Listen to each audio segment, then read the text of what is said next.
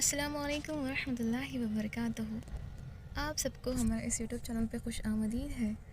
तो आज हम डिस्कस करेंगे sixth class first lesson first semester के अंदर। अब देखिए यहाँ पे आपको फेहरिस्त देख सकते हैं, सिक्स्थ क्लास की है तो 2022 के बेस पे है ये। तो यहाँ पे देखिए तो कितने लेसन हैं, पूरे 12 लेसन हैं। इंशाल्लाह कंप्लीट करने की कोशिश करेंगे। तो फर्स्ट लेसन है हमारा शमसी निज़ाम में हमारी ज़मीन। तो हम लोग पूरा सोलर सिस्टम के बारे में पढ़ने वाले हैं। तो यहाँ पे देखिए एक माइंड मैपिंग है। तो फर्स्ट हम सेलेस्टियल बॉडीज़ मतलब फल्की अजसाम, जो फल्क के अंदर पाए जाते हैं ना, जो अजसाम, वो उसके बारे में है यहाँ पे।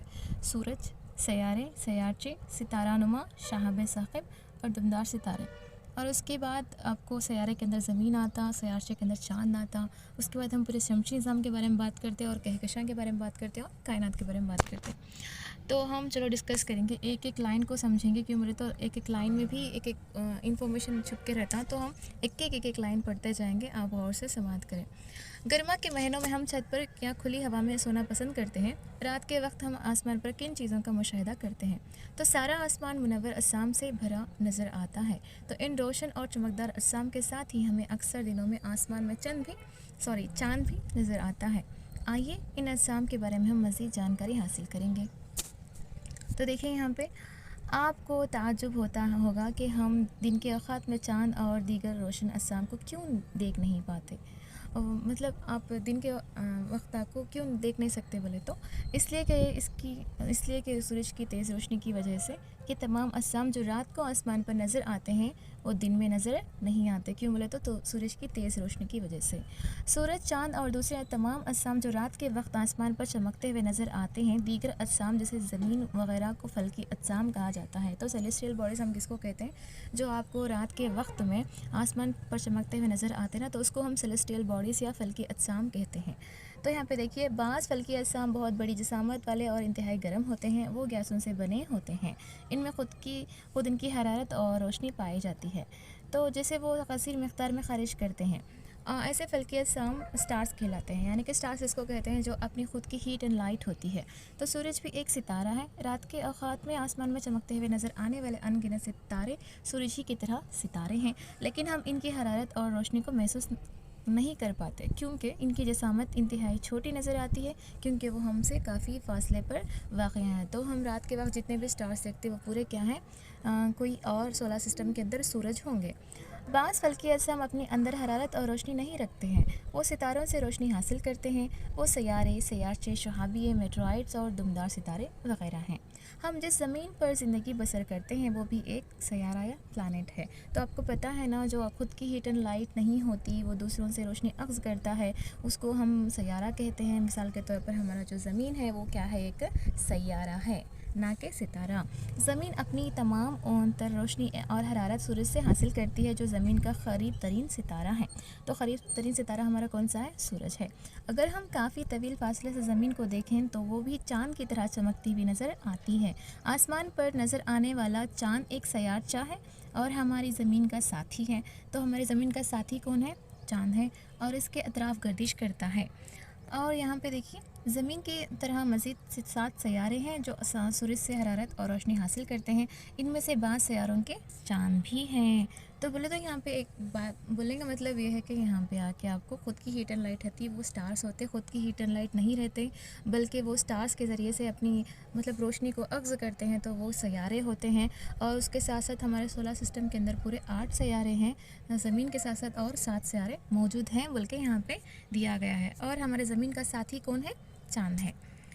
तो नेक्स्ट देखिए यहाँ पे सितारों का झुरमुट है। क्या आपने कभी देखा कि सितारों के ग्रुपों की मुख्तलिफ़ शक्लें आसमान पर नज़र आती हैं? तो आप देख सकते हैं ना, नाइट टाइम तो रात के वक्त एक शाम की तरह एक शक्ल बना हुआ रहता स्टार्स का, और छोटे छोटे मुर्गी के बच्चे बल्कि हम लोग बोलते रहते, और एक तराजू के टाइप में रहता बल्कि देखते रहते ना आप। इनको सितारों के झुरमुट या कॉन्स्टलेशन कहते हैं। मतलब स्टार्स आके पूरा एक ग्रुप बना के कुछ अशकाल बनाना, उसको हम क्या बोलते हैं? कॉन्स्टलेशन। मतलब झुरमुट, सितारों का झुरमुट एक जगह पे जमा होना, कुछ शक्लें बनाना, उसको बोलते हैं। यह झुरमुट जिस शक्ल व सूरत में नज़र आते हैं, इसके मुताबिक इनके नाम मुख्तलिफ़ जानवरों, चीज़ों और मखलूक़ात के नाम पर रखे गए हैं। उर्सा मेजर या बड़ा रींछ इसी तरह का एक झुरमुट है। इसके अलावा बहुत आसानी से शनाख्त किए जाने वाला झुरमुट सप्तर्षि है, जो दरअसल 7 सितारों का ग्रुप है। तो यहाँ पे कंफ्यूज होने की बात नहीं है। क्यों, मैं तो यहाँ पे ये कहना चाहता है कि आपको ईजी से रिकॉग्नाइज़ करने का आसमान के अंदर झुरमुट कौन सा है बोले तो उर्सा मेजर बोल के। तो उर्सा मेजर को हम लोग बड़ा रींछ भी बोलते, उर्सा मेजर भी बोलते, सप्तर्षि भी बोलते। तो 3 भी एक ही है, ये कंफ्यूज मत होना इसका। तो सप्तर्षि का मतलब है 7 सितारों का एक ग्रुप। तो हम उसको उर्सा मेजर भी बोलते, बड़ा रींछ भी बोलते, सप्तर्षि भी बोलते। तो यहाँ पे देखिए, क्या आप जानते हैं ज़माने क़दीम में लोग रात के वक्त सिमतों का तायीन सितारों की मदद से क्या करते थे? तो पहले ज़माने के अंदर क़ुतुबनुमा नहीं था, तो क्या करते थे, सितारों की मदद से वो कौन सी तरफ है, ईस्ट है, वेस्ट है, नॉर्थ है, साउथ है, उसका अंदाज़ा वो लगाते थे। शुमाली निस्फ़ कुर्रे में लोग शुमाल की सिमत का तायीन शुमाली तारे की मदद से करते थे, जिसको हम नॉर्थ स्टार कहते हैं। तो पहले ज़माने के लोग शुमाल का सिमत इधर तरफ है बोले तो उसका मतलब ये हुआ कि वहाँ पे तारा शुमाल की तरफ झुका हुआ रहता था, मतलब शुमाल की तरफ रहता था। तो उसको उस दौर के लोग क्या करते थे, शुमाली तारे की तरह मतलब शुमाल के जैसा सिमत को रिकॉग्नाइज़ करते थे। ये शुमाल की निशानदही करता है। इस तारे को क़ुतुब तारा भी कहते हैं। तो यहाँ पे आपको क्वेश्चन ये भी पूछ सकता है कि नॉर्थ स्टार का दूसरा नाम क्या है बोल के। तो नॉर्थ स्टार का दूसरा नाम क्या है? क़ुतुब तारा और पोल स्टार है। वो आसमान में हमेशा एक ही मुकाम पर वाक़िया होता है। हम क़ुतुब तारे के जाए वक़ू की निशानदही सप्तर्षि यानी कि उर्सा मेजर कॉन्स्टलेशन की मदद से कर सकते हैं। तो हम अगरचे आपको क़ुतुब तारा देखने की बहुत ख्वाहिश है, तो आप क्या कर सकते हैं, उर्सा मेजर कॉन्स्टलेशन के थ्रू आप उसको पोल स्टार को देख सकते हैं। जैसे कि आपको यहाँ पे एक लड़की देख रही, देखो किस तरह से 7 सप्तर्षि के 7 सितारों को जोड़कर शुमाली तारे को देख रही है। इस तरह से हम क्या कर सकते हैं, सितारों के झुरमुट को जैसे कि क्या बोलते हैं उसको, हम पोल स्टार को उर्सा मेजर कॉन्स्टलेशन के ज़रिए से देख सकते हैं। तो ऐसा आपको क्वेश्चन ये पूछ सकता कि क़ुतुब तारे को देखने के लिए कौन से झुरमुट की झुरमुट का हम साथ लेते हैं या मदद लेते हैं बोले तो उर्सा मेजर कॉन्स्टलेशन। अब हम देखेंगे निज़ाम शमसी द सोलार सिस्टम। हम जान चुके हैं कि ज़मीन की अपनी हरारत और रोशनी नहीं होती, फिर ज़मीन हरारत और रोशनी कहाँ से हासिल करती है? क्वेश्चन आ गया होगा। तो यहाँ ज़मीन को हरारत और रोशनी सूरज के ज़रिए हासिल होती है। तो सूरज ही ज़मीन से करीब तरीन फासले पर वाक़या सितारा है, इसलिए ज़मीन सूरज से हरारत और रोशनी हासिल करती है। ना सिर्फ ज़मीन बल्कि 7 सैयारे भी सूरज के अतराफ़ गर्दिश करते हैं। सूरज, 8 सैयारे, सयारचे और बाज़ दीगर फल्की अज़साम जो शहाबी और मेट्रॉइड्स कहलाते हैं, मिलकर निज़ाम शमसी बनाते हैं। हम इसे अक्सर शमसी ख़ानदान भी कहते हैं, क्योंकि सूरज ही इसमें मरकज़ी हैसियत रखता है। तो यहाँ पे आप देख सकते हैं कि इसका मतलब ये है, निज़ाम शमसी के अंदर आपको 7 सैयारे रहते हैं। वो 7 सैयारे सूरज से रोशनी को अग़्ज़ करते रहते, यानी कि लेते रहते और सूरज के अतराफ़ गर्दिश करते रहते हैं। बल्कि इसमें यहाँ पे सूरज को हम लोग देखेंगे। पहले हम सूरज की बात करेंगे। सूरज को हम क्या कहते हैं? दसन। सूरज निज़ाम की सूरज शमसी निज़ाम के मरकज़ में वाक़िया है। ये बहुत बड़ी जसामत वाला और इंतहाई शदीद ग्यासों से बना हुआ है। ये ऐसी तजाज़बी क़ुव्वत फ़राहम करता है जिसकी बिना पर सारा शमसी निज़ाम एकजा रहता है। शमसी निज़ाम का हर रुकन सूरज के अतराफ़ गर्दिश करता है और सूरज ही शमसी निज़ाम के लिए हरारत और रोशनी का वाहिद ज़रिया है। सूरज की सतह पर दर्जे हरारत तकरीबन 6000 डिग्री सेल्सियस होती है, लेकिन इस कदर शदीद दर्जे हरारत के बावजूद हमें गर्मी महसूस नहीं होती, क्योंकि वो हमसे काफ़ी तवील फासले पर है। तो सूरज ज़मीन से तकरीबन 150 मिलियन किलोमीटर दूरी पर वाक़िया है। तो यहाँ पे सिंपल सी बात यह है कि हमारे सूरज शमसी निज़ाम का एक वाहिद ज़रिया है जो मरकज़ में है। ये आके आपको रोशनी फ़राहम करता है और इसकी जो ऊपर के दर्जे हरारत है वो आपको 6000 डिग्री सेल्सियस होती है। और हमको इतनी गर्मी महसूस क्यों नहीं होती पर, तो वो हमसे बहुत दूर फासले पर है। कितने दूर फासले पर है? 150 मिलियन। याद रखो, बिलियन भी पूछता हूँ ऑप्शंस में, तो आप और से याद करना पड़ता, मिलियन, 150 मिलियन बोल के। क्या आप जानते हैं सूरज कितना बड़ा है बोले तो 13 लाख ज़मीनें क्या कर सकते, सूरज के अंदर मा सकते हैं। तो अब हम बात करेंगे सैयारे यानी कि प्लैनेट्स की। तो हमारे शमसी निज़ाम के अंदर 8 सैयारे मौजूद हैं। सूरज से इनके फासले के मुताबिक इन सैयारों के नाम हैं: अतारत, ज़हरा, ज़मीन, मरीख़, मुश्तरी, सहल, यूरेनस, नेपच्यून। तो निज़ाम शमसी के तमाम 8 सैयारे सूरज के अतराफ अपने मुतय्यन रास्तों पर गर्दिश करते हैं। ये रास्ते फैले हुए हैं, इन्हें मदार कहा जाता है। तो आपको यहाँ पे देख सकते कि ये चीज़ क्या है, ये मदार बोलते हैं इसको, यानी कि अपना सैर का एक मखसूस रास्ता होता है, उसी पे क्या करते हैं, वो सूरज के अतराफ गर्दिश करते हैं, तो उसको मदार कहते हैं, यानी कि ऑर्बिट बोलते हैं। वो 4 सैयारे हैं जो सूरज से कम फासले पर पाए जाते हैं, उन्हें हम अंदरूनी सैयारे कहते हैं। जैसे कि अतारस, ज़हरा, ज़मीन और मरीख़ हैं। ये अंदरूनी सैयारे जिसामत के एतबार से निस्बतन छोटे हैं, चट्टानों से बने हैं। तो बाकी 4 सैयारे जो सूरज से ज़्यादा फासले पर हैं, बैरूनी सैयारे कहलाते हैं, जैसे कि आउटर प्लैनेट्स बोलते हैं। वो मश्तरी, ज़हल, यूरेनस, नेपच्यून है। तो ये बहुत बड़ी जिसामत और गैसों और मायात से बने हैं। तो आपको क्वेश्चन ऐसा पे पूछ सकता है कि जो आउटर प्लैनेट्स यानी कि बैरूनी सैयारे हैं वो किस चीज़ से बने हैं बोल के पूछता। तो ये इसकी खासियत क्या है पूछता। तो इसकी खुसूसियत है, ख़ासियत ये है कि वो बहुत बड़ी जिसामत वाले रहते हैं और गैसों और मायात से बने हुए रहते। तो इसलिए हम लोग लाइन टू लाइन पढ़ना इंपॉर्टेंट होता। अतारत सूरज से करीब तरीन फासले पर वाक़या है। ज़हल को ज़मीन का जुड़वां सैयारा, तो ये ज़हल नहीं होता, ये ज़हरा है, इसको हम वीनस बोलते हैं ना, याद रखिए। क्योंकि इसकी जिसामत और इस शक्ल वगैरह ज़मीन से बहुत ज़्यादा मिलती जुलती है। तो मुश्तरी सबसे बड़ा सैयारा है और अतारत सबसे छोटा सैयारा है। तो यहाँ पे हम लोग गौर करेंगे, पिक्चर्स के अंदर हम लोग समझने की कोशिश करेंगे। देखिए यहाँ पे आपको ये जो इनर प्लैनेट और आउटर प्लैनेट इसको बोलते हैं बोले तो सूरज से जो फासले में, यहाँ देख सकते हैं आप, ये है ना, ये बहुत सूरज से नज़दीक है फासले में, तो इसको हम इनर प्लैनेट बोलते हैं। क्या बोलते हैं? इनर प्लैनेट बोलते हैं। ये जो दूर दूर है, देखो ये यूरेनस दूर है, ज़हल, मश्तरी और ये नेपच्यून, इसको हम लोग आउटर प्लैनेट बोलते हैं। क्या बोलते हैं? आउटर प्लैनेट बोलते हैं। समझ में आया आपको आउटर या मतलब इनर प्लैनेट में डिफरेंस क्या है बोल के।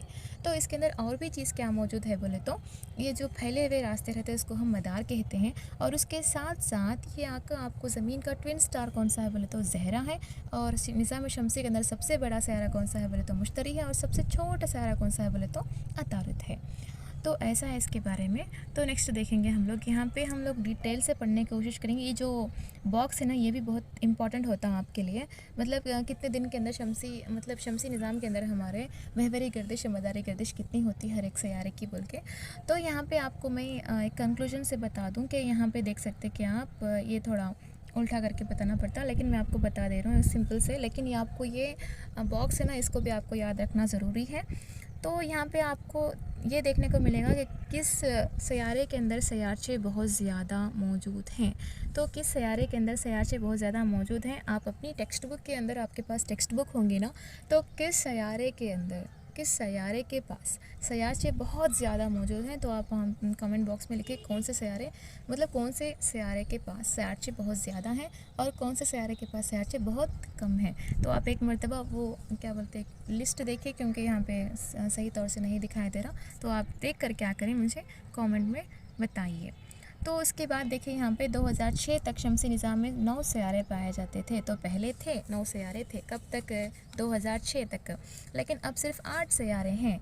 9वां सैयारा कौन सा था, इसे क्या हुआ? तो अपने टीचर की मदद से इसकी वजूहत बताइए। तो आपको मैं एक कॉमेडी की चीज़ बताऊँ कि मैं मेरे टीचर से पूछती कि क्यों 9वां सैयारे को हटा दिया गया है बोले तो हमारे टीचर बताया कि वो उसके रास्ते पे नहीं गए जैसा, यानी कि अपने मदार पे नहीं गए जैसा, और दूसरों के मदार में इंटरफियर कर रहा, मतलब मुदाखलत करा दूसरे के सैयारे में, बल्कि कुछ कॉमेडी से बात बोले थे।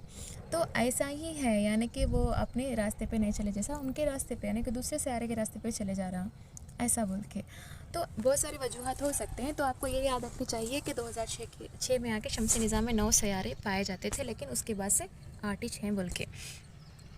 तो यहाँ पे देख सकते हैं आपको। उसके बाद ज़मीन है, द अर्थ। हम जिस सैयारे ज़मीन पर रहते हैं वो सूरज से फासले के एतबार से तीसरा करीबी सैयारा है। तो तीसरा करीबी सैयारा कौन सा है बोले तो हमारी ज़मीन है। और जसामत के एतबार से ज़मीन 5वां बड़ा सैयारा है। तो हमारी जसामत यानी कि बड़ा मतलब जसामत यानी कि कितना, मतलब क्या बोल सकते हैं आप, देखने में जसामत बड़ी रहती ना, तो उसके लिहाज से सबसे बड़ा कौन सा? मुश्तरी होता। लेकिन 5वां बड़ा सैयारा कौन सा है बोले तो हमारा ज़मीन है।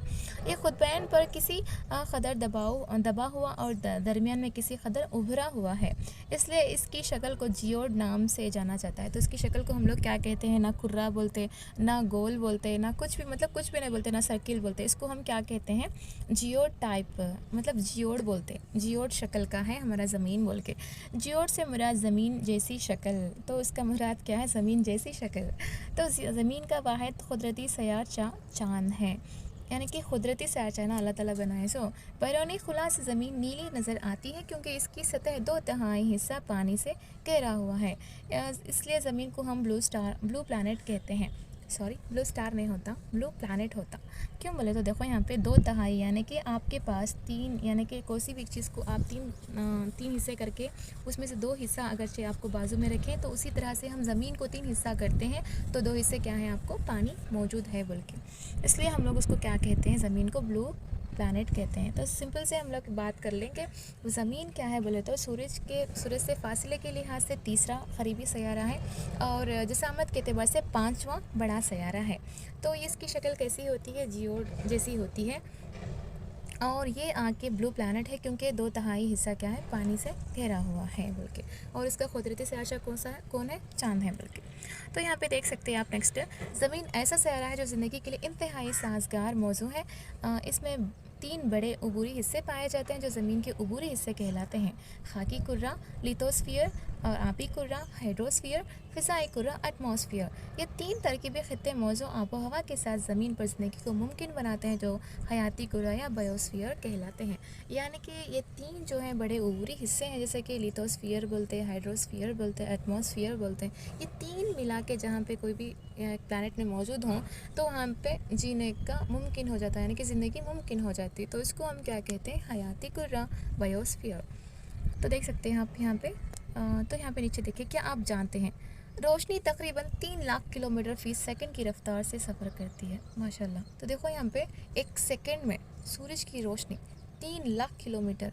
तो इस कदर तेज़ रफ्तार के बावजूद सूरज की रोशनी को ज़मीन तक पहुँचने के लिए 8 मिनट दरकार होता है। तो कितने मिनट दरकार होता है, 8 मिनट। खाकी कुर्रा किसको कहते हैं, खाकी कुर्रा दरअसल ज़मीनी हिस्सा है जिस पर हम ज़िंदगी बसर करते हैं। ये ज़मीन की ठोस बैरूनी परत है जो चट्टानों और मिट्टी से बनी होती है। तो खाकी कुर्रे का मतलब ये है कि मिट्टी है, यानी कि मिट्टी जो ज़मीन की ठोस बैरूनी परत है और चट्टानों और मिट्टी से बनी हुई है। आबी कुर्रा किसको बोलते हैं, आबी कुर्रा ज़मीन पर मौजूद तमाम आबे अजसाम यानी बहरे आज़मों, समंदरों, दरियाओं, झीलों, पहाड़ों की बर्फ़ानी चोटियों और तालाबों पर मुश्तमिल होता है। तो आपको पता है ना, आबी कुर्रे का मतलब है पानी। जहाँ जहाँ पे आपको पानी के ज़राए हैं उसको हम आबी कुर्रे के अंदर रख सकते हैं। फ़िज़ाई कुर्रे का मतलब है एटमॉस्फेयर। फ़िज़ाई कुर्रा हवा की परत है जो ज़मीन को घेरे हुए है। तो फ़िज़ाई कुर्रा क्या है, एक परत है। मुख्तलिफ़ क़स्म के गैसों के ज़रिए फ़िज़ाई कुर्रा बनता है। इनमें अहम गैसेस नाइट्रोजन है 78%, ये इंपॉर्टेंट है, याद रखें। 78% नाइट्रोजन है हवा के अंदर, ऑक्सीजन आके 21% है। और इनके अलावा carbon dioxide, hydrogen, helium, argon और ओजोन वगैरह जैसी दीगर गैसेस भी खलील मिक़दार में पाई जाती हैं। तो ओजोन क्या है, ये भी एक गैस है, याद रखिए, ये भी एक गैस है जो परत के जैसा हमारे क्या बोलते हैं, हमारे ज़मीन को पूरा घेरे हुई है। और मतलब ओजोन किस किस के लिए इस्तेमाल करते हैं, मतलब ये ओज़ोन परत, सॉरी इस्तेमाल नहीं बोलना है उसको, ओज़ोन किस के लिए है, आप अगर आपको मालूम है तो इसके बारे में आप कमेंट सेक्शन में ज़रूर से लिखें। तो हयाती कुर्रा किसको बोलते हैं, बायोस्फीयर। ज़मीन पर मौजूद तमाम जिंदा अजसाम जो ज़मीन और पानी में पाए जाते हैं इसको हम हयाती कुर्रा कहते हैं। इनमें पौधे, जानवर, बैक्टीरिया और दूसरे तमाम खुर्द अजसाम भी शामिल हैं। तो चलो हम नेक्स्ट पढ़ते हैं, क्या है इसके अंदर, सयारचे यानी कि सैटेलाइट्स। सयाचे वो फल्की जिस्म होता है जो किसी सयारे के अतराफ़ गर्दिश करता है। जिस तरह सयारे सूरज के अतराफ़ गर्दिश करते हैं तो उसको हम अतारुद और ज़हरा, मतलब जिसको हम जो भी सयारे हैं जिसके अतराफ़ गर्दिश करते हैं वो कुदरती भी हो सकते हैं, मसनूई भी हो सकते हैं। तो इसके अंदर यानी कि इम्पॉर्टेंट चीज़ क्या है बोले तो अतारुद और ज़हरा जो सयारों के कोई भी सयारचे नहीं होते। इसके अलावा तमाम दीगर सयारों के सयारचे मौजूद हैं। तो आपको ये याद रखना चाहिए कि अतारुद और ज़हरा के सयारचे नहीं हैं। यहाँ पे देखो, चाँद, द मून हमारी ज़मीन का सिर्फ एक ही कुदरती सयारचा है जिसे हम चाँद कहते हैं। इसका क़ुतर ज़मीन के क़ुतर का 1/4 है। 1/4 मतलब 1/4, यानी कि अगर आपको ज़मीन को 4 हिस्से करते हैं तो उसमें से एक हिस्सा क्या है, एक हिस्से जैसा उतनी साख ताकि आपको चाँद की है बोल के याद रखिए। दीगर फल्की अजसाम के मुकाबले ज़मीन से करीब होने की वजह से चाँद हमें बड़ा नज़र आता है। ज़मीन से इसका तकरीबन 3,84,400 यानी कि 3,84,400 किलोमीटर है। तो 3,84,400 ऐसा भी आप फ़ोन नंबर के जैसे याद रख सकते हैं इसको। तो इससे पहले हम लोग बोले थे कि हमारे ज़मीन से सूरज का फासला क्या है, बोले थे आप, बोलो बोलो कितना था? 150 मिलियन, 150 मिलियन था। अब आप सूरज से ज़मीन के फासले और चाँद से ज़मीन का फासला का मुआवजा कर सकते हैं। चाँद ज़मीन के अतराफ़ एक चक्कर लगाने के लिए 27 डेज़ का वक्त लेता है। तो इसके अलावा अपनी महवर पर एक चक्कर मुकम्मल करने के लिए भी इतना ही वक्त लेता है। तो आपको इस बात का अंदाज़ा हो जाना चाहिए कि चाँद अपनी अतराफ़ गर्दिश करने के यानी कि महवरी गर्दिश के लिए और मदारी गर्दिश के लिए भी 27 डेज़ का वक्त लेता है।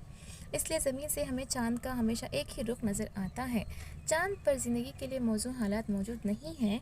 इसकी सतह पर पहाड़, मैदान और गड्ढे पाए जाते हैं। यही चाँद की सतह पर सायादार हिस्सों की तरह हमको नज़र आते हैं। तो हमको चाँद के अंदर कुछ डार्क कुछ साए जैसा लगता। तो इसका मतलब ये है कि वहाँ पे जो पहाड़ सतह जो होते हैं ना, सतह के ऊपर पहाड़, मैदान, गड्ढे हैं, वो पूरा हम लोग को दूर से कैसा दिखता बोले तो साया के जैसा लगता है। वो साया क्या भी नहीं है बल्कि मैदान, गड्ढे और पहाड़ हैं बोल के। क्या आप जानते हैं एक अमेरिकी खुलाबाज नील आर्मस्ट्रॉन्ग वो पहला शख्स था जिसने 21 जुलाई 1969 को चांद पर कदम रखा। तो चांद पर कदम कौन रखे? नील आर्मस्ट्रॉन्ग रखे हैं। कहाँ वाला? इन अमेरिका वाला।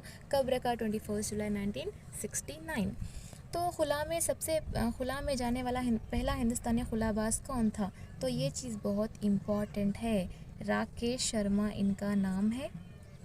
राकेश शर्मा, आप उसको लिख लें, क्लियर से लिख लें। तो मैं लिखने में कुछ दिक्कत है, तो राकेश शर्मा का नाम आपको याद रखना चाहिए, जो हमारे हिंदुस्तान का सबसे पहला खुलाबाज था। याद रखिए आप। अब यहाँ पे चंद्रयान 1, चंद्रयान 2 के बारे में आपको पता, चंद्रयान 3 भी इससे पहले लॉन्च किया गया था, इसके बारे में भी तो क्वेश्चन पूछने के चांसेस रहते हैं। तो मसनवी संरचना किसको कहते हैं? Man made satellite. ये एक मसनवी जिस्म होता है। साइंसदान इसे तैयार करते हैं ताकि मौसलात और कायनात ज़मीन के बारे में मालूमात हासिल कर सकें। इसे रॉकेट की मदद से ज़मीन या किसी और फल्की अजसाम की मैदान में पहुंचाया जाता है। इनसैट, IRS, एड्यूसैट वगैरह चंद हिंदुस्तानी सयारचे हैं जो खुला में मौजूद हैं।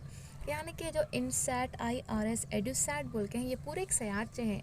अब एड्यूसैट एजुकेशन के बेस का जो सयारचा है, इंफॉर्मेशन देता है। IRS, इनसैट, ये पूरे क्या हैं बोले तो सयारचों के नाम हैं जो इंसान का तैयार करता है। उसके बाद देखिए, क्या आप जानते हैं Indian Space Research Organisation ISRO वो इदारा है जो अपने लॉन्चिंग स्टेशन श्रीहरिकोटा से खुला में सयारचों को दागा जाता है। इसका नाम इसरो के साबिका चेयरमैन सतीश धवन के नाम पर Satish Dhawan space centre Sriharikota high altitude range रखा गया है। तो यहाँ पे इस बात मतलब ये बोलना चाहते हैं कि जो इंडियन स्पेस रिसर्च ऑर्गेनाइजेशन का जो इदारा है, वहाँ पे सैटेलाइट्स बनाए जाते हैं। यानी लॉन्चिंग कहाँ पे करते हैं बोले तो श्रीहरिकोटा में, यानी कि नेल्लूर के अंदर। वहाँ पे सयारचों को दागा जाता है, यानी कि लॉन्च किया जाता है। तो इसका नाम क्या हुआ? इसरो के साबिक़ चेयरमैन सतीश धवन के नाम पर सतीश धवन स्पेस सेंटर यानी कि श्रीहरिकोटा हाई एल्टीट्यूड रेंज रखा गया है। तो इसका नाम यानी कि जो लॉन्चिंग स्टेशन है ना, जैसे कि नेल्लूर के पास है, तो इसको हम क्या बोलते हैं? Satish Dhawan space centre high altitude range Kanika बोलते हैं। यानी कि इसके दो नेम्स हैं। देखो, एक आके इसरो का मतलब यहाँ पे देखिए इंडियन स्पेस रिसर्च ऑर्गेनाइजेशन यहाँ पे आपको सैटेलाइट्स बनाते और लॉन्चिंग आके आपको श्रीहरिकोटा के अंदर करते। तो श्रीहरिकोटा के अंदर जो लॉन्चिंग स्टेशन है उसको हम सतीश धवन स्पेस सेंटर भी कहते हैं, और उसके साथ साथ श्रीहरिकोटा हाई एल्टीट्यूड रेंज भी कहते हैं। ओके, उसके बाद देखिए क्या आप जानते हैं इंडियन स्पेस रिसर्च ऑर्गेनाइजेशन की जानिब से लॉन्च किया गया mission Mangalyaan Mars orbiter mission mom 24 सितंबर 2014 को सैयारा मरीख के मैदान पर पहुंचा ताकि इसकी आबो हवा और जोग्राफियाई हालात को दरियाफ्त कर सकें। ISRO Soviet space programme, NASA, European Space Agency के बाद दुनिया का चौथा इदारा बन चुका है जो मरीख के मैदान में दाखिल हो चुका है। तो यहाँ पे ये बात बताई जाती है कि मंगलयान जो है Indian Space Research Centre Research Organisation की जानिब से आपको मार्स के पास यानी कि मरीख के पास भेजा गया था, मरीख के मैदान में 24 सितंबर 2014 14 ये पूछने के चांसेस हैं एग्ज़ाम में। क्यों बोले तो मरीख के ऊपर ऐसे क्वेश्चंस बहुत सारे पूछ सकते हैं ना, ऐसा। तो क्यों बोले तो वहाँ की आबो हवा, जोग्राफियाई हालात कैसे हैं बोलकर मालूम करने के लिए। तो ऐसा आके मरीख पर पहुँचने वाला हमारे हिंदुस्तान का फोर्थवां, मतलब हमारे हिंदुस्तान का 4वां मुकाम है। तो इससे पहले कौन कौन गए थे? सोवियत स्पेस प्रोग्राम, जिसको हम रशिया बोलते हैं, रशिया का है ये। नासा आके आपको अमेरिका का है, और यूरोपियन स्पेस एजेंसी है, यूरोप का है। तो फोर्थ प्लेस किसका है? जो मरीख पर ये जो मॉम को भेजा गया है, यानी कि मार्स ऑर्बिटर मिशन को भेजा जाने वाला, मतलब क्या बोलते हैं, सयारचा बोले तो हमारा हिंदुस्तान क्या है वो तो फोर्थ प्लेस में मौजूद है। और यहाँ पे देखिए सितारे नुमा यानी कि एस्ट्रॉइड्स बोलते हैं। सयारों और सयारचों के अलावा बेशुमार छोटे चट्टानी असाम होते हैं। तो इसको देखो, जो सूरज के अतराफ गर्दिश करते रहते हैं, इन अजसाम को सितारे नुमा यानी कि एस्ट्रॉइड्स कहा जाता है। ये मरीख और मुश्तरी के मदारों के दरमियान पाए जाते हैं। साइंसदानों का ख्याल है कि एस्ट्रॉइड्स दरअसल किसी सैयारे के अज्जा हैं जो कई बरसों कबल सैयारों से टूट कर अलग हुए हैं। तो क्वेश्चन ऐसा भी पूछ सकता कि आपको जो एस्ट्रॉइड्स हैं, ये मतलब एस्ट्रॉइड्स ऐसा नहीं पूछता, मतलब वो कौन से फल्की अजसाम है जो किसी सैयारे के अज्जा थे जो बरसों कबल सैयारे से टूट कर अलग हो गए थे बोल के। तो ये क्या है? सितारे नुमाया एस्ट्रॉइड्स हैं। तो एस्ट्रॉइड्स कहाँ पे मौजूद होते हैं बोले तो मरीख और मुश्तरी के मदारों के दरमियान। तो आपको मैं पिक्चर में बता दूँ क्लियर से कि ये कौन सा है बोल के। तो देखिए यहाँ पे पिक्चर के अंदर देखिए कि आपको यहाँ पे देखो ये वाइट कलर दिखाई दे रहा है ना, इसको बोलते मतलब यहाँ पे सितारे नुमा पूरे जमा होते ना, ये बेल्ट बनाते एक। तो इसको हम लोग क्या बोलते हैं? ये किस किस के दरमियान है? मरीख और मुश्तरी के दरमियान मौजूद है बोल के। तो ऐसा हम पढ़े थे।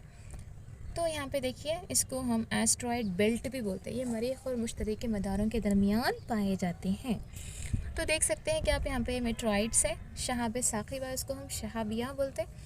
चट्टानी या मादनी अजसाम के छोटे टुकड़े जो सूरज के अतराफ गर्दिश करते हैं तो शहाब साकिब कहलाते हैं।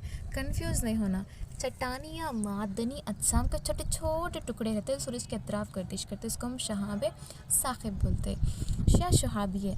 बाज़ औक़ात ये ज़मीन के करीब पहुंच जाते हैं और ज़मीन की फ़िज़ा में दाखिल होते हैं, तो इस अमल के दौरान हवा की रगड़ की वजह से वो गर्म होकर जल उठते हैं, जिसकी बिना पर एक चमक नमूदार होती है। बाज़ औक़ात शहाब साकिब मुकम्मल जलने से पहले ही ज़मीन पर गिर पड़ते हैं और ज़मीन पर गड्ढे बनाते हैं। तो कभी भी आप सोचिए कि कभी भी आपको एक फल्की अजसाम हो, सेलेस्टियल बॉडीज हो, जो सूरज की तरफ गर्दिश करता करता ज़मीन की मदार के अंदर आ जाता है, तो एक अलग सा फोर्स मौजूद होता है, यानी कि तजज़बी क़ुव्वत मौजूद होती है, जिसके ज़रिए से वो क्या होता बोले तो मतलब फ़ास्ट आता रहता हमारे ज़मीन के क़रीब। तो क्या होती? आग करने का पैदा होती। तो वो क्या कर सकते बोले तो ऐसा ज़मीन पर गड्ढे करने का बना सकते हैं। दुमदार सितारे यानी कि कॉमेट्स बोलते हैं। तो एक दुमदार सितारा ऐसी फल्की जिस्म होता है जो एक सर और दुम पर मुश्तमिल होता है। दुमदार सितारे का सर ठोस अज़्ज़ा पर मुश्तमिल होता है जो बर्फ़ के ज़रिए एकजा होते हैं, और इसकी दुम गैसों से बनी होती है। हेली दुमदार सितारा एक बहुत ही मशहूर दुमदार सितारा है जो हर 76 ईयर्स में एक बार ज़मीन के करीब आता है। यह दुमदार सितारा 1986 में ज़ाहिर होता था और अब फिर 2061 में ज़ाहिर होगा।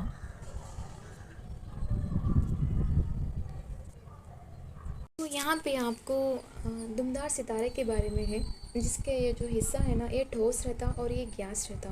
ये आपको 76 ईयर्स को एक मरतबा दिखाई देता है, यानी कि ज़मीन ये करीब आता है। और इससे पहले आप 1986 में देखे थे, और नेक्स्ट कब देखते? 2061 में देखते। तो कहकशां देखिए गैलेक्सी, किसी तारों भरी रात में हम आसमान में एक सफ़ेद रोशन रास्ता नुमा शक्ल देख सकते हैं। दरअसल ये लाखों सितारों का मजमुआ होता है, यानी कहकशां, यानी सितारों का एक बहुत ही बड़ा झुरमुट होता है। हमारा शमसी निज़ाम भी कहकशां दूधिये रास्ते का हिस्सा है। क़दीम हिंदुस्तान में इसे रोशनी का दरिया समझा जाता था जो आसमान पर बह रहा है, इसलिए इस दौर को हम इसे आकाश गंगा कहते हैं। यानी कि गैलेक्सी इसको बोलते हैं जहाँ पे आपको बहुत सारे मिलियन बिलियन शमसी निज़ाम एक ग्रुप का शमसी निज़ाम, यानी किसी तारों या भरी रात में आप देख सकते हैं ना, सफ़ेद रोशन नुमा सितारा रास्ता नुमा। तो उसको यानी कि लाखों सितारों के मजमूए को क्या कहते हैं बोले तो कहकशां, यानी कि गैलेक्सी कहते हैं। तो हमारा जो गैलेक्सी का नाम क्या है बोले तो दूधिया कहकशां है। याद रखिए, इम्पॉर्टेंट है। इसको हम आकाश गंगा भी कहते हैं। तो कायनात देखें यहाँ पे यूनिवर्स, लाखों कहकशाएँ मिलकर कायनात की तश्कील करते हैं। कायनात कितनी बड़ी है इसका तसव्वुर करना भी मुश्किल है। साइंसदान अभी भी इसके बारे में मज़ीद जानकारी हासिल करने की कोशिश कर रहे हैं। हम इसकी जसामत के बारे में तो कुछ नहीं कह सकते, लेकिन हम इतना जानते हैं कि हम इस कायनात से ताल्लुक़ रखते हैं। तो यहाँ पे देख सकते हैं कि आप किस तरह से यहाँ पे डिफ़ाइन किया गया है, कितना अच्छी तरह से आपको समझाया गया है। तो कायनात के अंदर बहुत सारे कहकशां रहते हैं। कहकशां के अंदर ज़मीन रहती, यानी कि निज़ाम शमसी रहता, उसके अंदर ज़मीन मौजूद होती है।